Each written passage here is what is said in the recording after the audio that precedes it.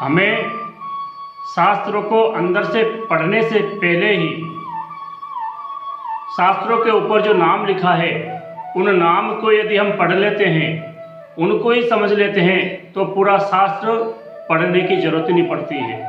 लेकिन हम क्या करते हैं, बस पढ़ते जाते हैं, लेकिन उनके अर्थ को हम जीवन में ना उतार पाते हैं और ना उन अर्थों को समझ पाते हैं। ना आपको पढ़ते हैं तो बहुत खुशी की बात है, पढ़ना भी चाहिए, लेकिन जैसे श्रीमद् भागवत है, आप इसको पूरा नहीं पढ़ते हैं, पूरा नहीं पढ़ा है, तो पढ़ने की कोशिश तो आप करना, लेकिन इसमें जो ऊपर नाम लिखा है इसको यदि आप समझ जाते हैं तो समझो आपने पूरा श्रीमद् भागवत पढ़ लिया है। श्रीमद् भागवत की मैं व्याख्या आज बताने का आपको प्रयास करूंगा, समझाने की पूरी कोशिश करूंगा, लेकिन इसको समझ के आप अपने जीवन में उतारने का पूरा प्रयास करना। देखो, श्री शब्द जो होता है, श्रीमद् भागवत, ये शब्द इस महापुराण के ऊपर का लेख है, इस महापुराण का नाम है। तो सबसे पहले श्री आता है। श्री शब्द तो सम्मान के लिए सभी बड़ों को लगाया जाता है, तो श्री शब्द लगाने से जो इनका हम नाम ले रहे हैं उनका नाम सम्मान सहित हो जाता है, उनके नाम के आगे सम्मान लग जाता है।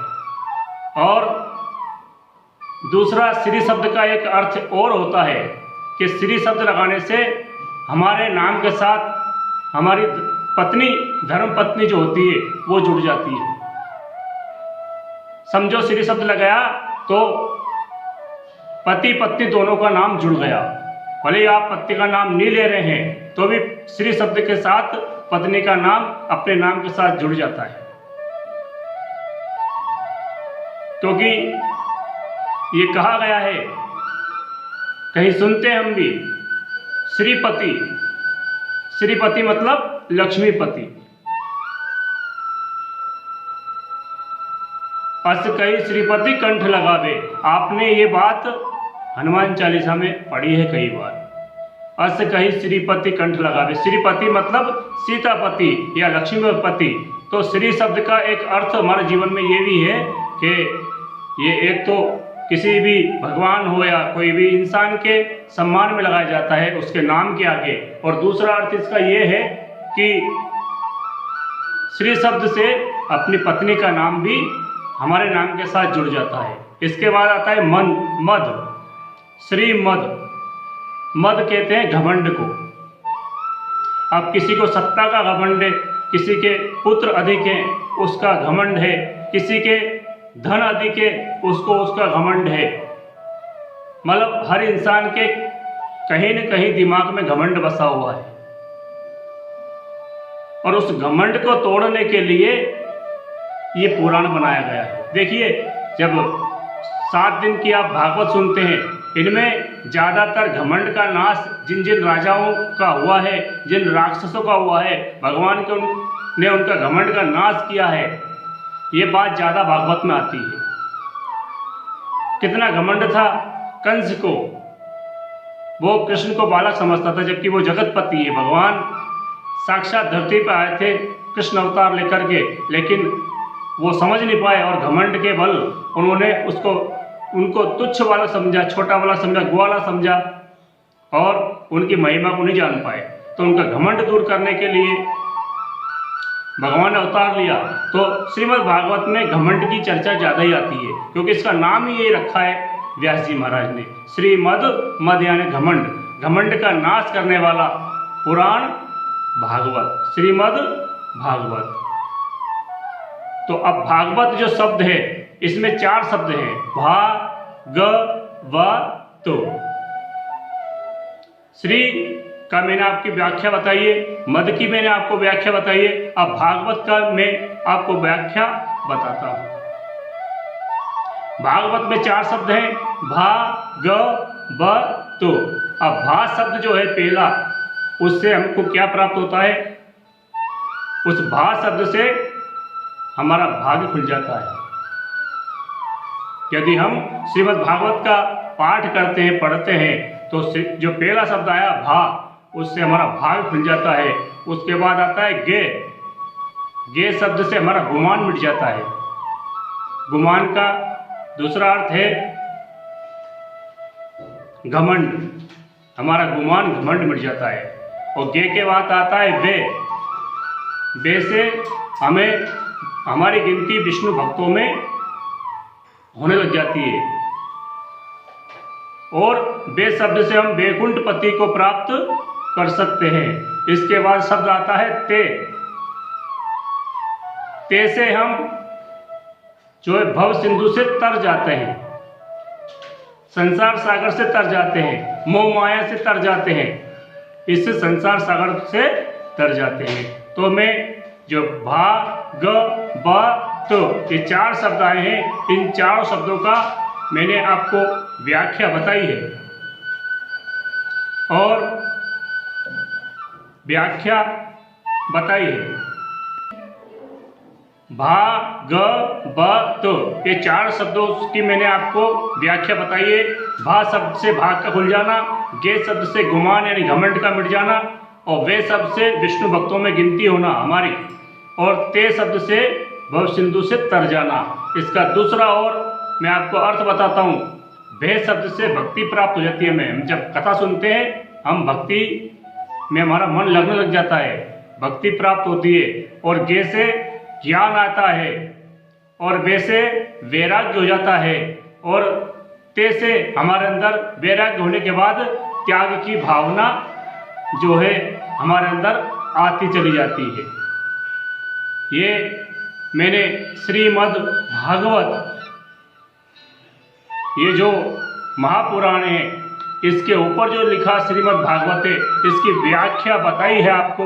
आप इसको समझ करके, इसको यदि समझ जाते हैं तो पूरा श्रीमद् भागवत आपको पढ़ने की जरूरत नहीं है, और पढ़ते हैं तो बहुत बहुत धन्यवाद है। हमें यही शास्त्र नहीं, हर शास्त्र के ऊपर जो नाम लिखा है यदि हम उसको ही समझ जाते हैं तो समझो हमने सारा काम कर लिया। वैसे तो श्रीमद् भागवत जो है इसमें 12 स्कंद हैं।